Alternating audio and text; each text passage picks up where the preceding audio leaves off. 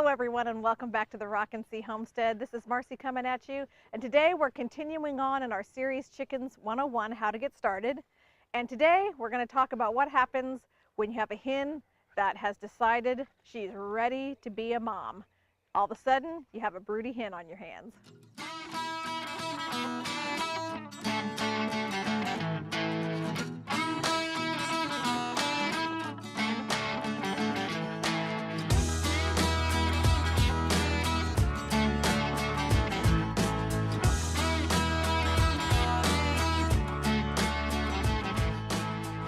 So here at the Rock and Sea Homestead, over the past couple of years, we've had two of our hens have gone broody. Some of the signs that you can look for to determine whether or not you've got a hen that's being broody are, first of all, well, they sit in the nesting box, kind of endlessly sit in the nesting box. They just won't come out, not even really to go get food or even to get water sometimes. They'll tend to be a little territorial about that space, so they might get kind of puffed up and they might kind of squawk at you when you come by. Also, they're quite territorial because if you try to stick your hand in there, they'll oftentimes bite or peck at your hand. And finally, they might also start kind of plucking out some of their breast feathers because mother hens often remove those feathers to transfer more warmth directly to the eggs. In both cases, with our hens that went broody, we saw all of those signs. So there are several things that you can try if you're trying to break your hen of being broody. First thing you can do is simply make sure that when they're sitting in a nesting box and they're not interested in leaving, is to remove the eggs from them as quickly as you possibly can. So getting out here a couple times a day, taking the eggs out of the nest, immediately out from underneath the hen. Remember that they can be a little territorial, so if you have a particularly aggressive hen, you may want to wear gloves when you do that. Another thing you can do besides just taking the eggs out is also actually take the hen out and put her back with the rest of the flock. A suggestion on one of the blogs that I looked at was that you put them out when you're feeding them. Gives them a little extra incentive to stay out and also can provide a little distraction. And sometimes that's all they need and they won't go back to the box. You can also try pulling them out of the nesting box several times in the day over the course of a couple of days. That often will break the cycle. Another thing you can do is at nighttime, come out after it's dark, get them out of the nesting box and put them onto the roosting bar with the rest of the chickens. From what I understand, sometimes in the darkness, that's enough for a hen to decide they don't want to try to get back over to the nesting box in the dark. So that's another thing you can try. Something else is a cold bag, a frozen bag of vegetables, frozen vegetables. If you'll take that bag and just put it up underneath your brooding hen, or I've also heard you can put like maybe ice cubes underneath your brooding hen. Sometimes that cold sensation they get will send a message to their brain that says, no, we're not doing this anymore, and that could end the cycle. If all else fails, you can try something called the broody cage, and that is basically getting a dog crate type of setup over in some space within your coop, isolating that brooding hen over into that space. Make sure they have food and water, of course, but don't let them have access to a space where they could actually nest. I've also heard that people have little runs that they put new chicks in sometimes that don't have nesting boxes or anything like that. You could do something like that too. Basically, you're trying to isolate them from the space where they will be able to nest and get broody. And if they're tending to go always back to the same nesting box, you could just try blocking that box off altogether. So I do have to share with you one completely unorthodox method that we found to break broodiness. Actually happened to us with our last hen that was broody. We had a snake in the chicken coop while she was brooding over here in one of these nesting boxes.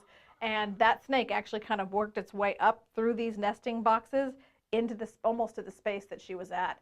Thankfully, Lance kind of caught that before it got any worse, I don't know, and removed the snake from the situation. And let me tell you, that broke that broody hen's desire to sit over in these nesting boxes like that. She was done. Although I have to say, she was pretty determined because 3 weeks later, we're right back in the nesting box. So not a method I recommend, but it did work at least temporarily. If you decide that you're up for having baby chicks, then letting a mama hen hatch those babies and take care of them is really an absolutely awesome experience. So I do recommend it if you feel like you have the capacity to add more chicks and to spend a little bit of time working with that brooding mom and the new baby chicks. If you don't have any roosters, obviously you don't have fertilized eggs. So speaking of, we got one that looks like she might be trying to lay an egg right now. So if you don't have any roosters, there are other ways you can go about acquiring fertilized eggs. There it is. So you can order them from some of the online hatcheries. You might have a nearby homestead or farm that has fertilized eggs that they'll sell you or give you, maybe. Lots of places have a county agricultural extension office, and you can often get fertilized eggs from them as well. So you can acquire some fertilized eggs and then just add them up underneath the brooding hen. And surprisingly, something that we learned is they don't typically necessarily even have their own eggs in their little clutch of eggs. They hatch everybody else's eggs. So you can provide them with other fertilized eggs from another source if you don't have a rooster already on your homestead. If you have a rooster, you're all good. You will have fertilized eggs.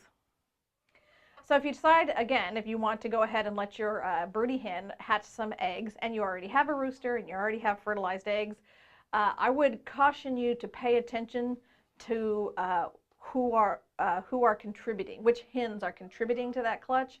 And our first go round with a broody hen, we knew she had 4 or 5 eggs. We thought that was great. It was our first time, so we didn't want too many. Well, by the time we went out and looked again several days later, she had 12 eggs, and all from different hens within our flock. Apparently they just get in there and lay their egg right next to her while she's brooding, and she just scoops it right up underneath her body. So be aware if you don't want to have just tons of eggs, especially eggs hatching at all different times, because they hatch almost exactly 21 days from the time that they're fertilized and then incubated. Be aware you may want to go ahead and block her from the other hens so they can't continue to add eggs to the clutch. There are many, many things that you need to consider, and also things you need to do to prepare if you have a brooding hen in your flock.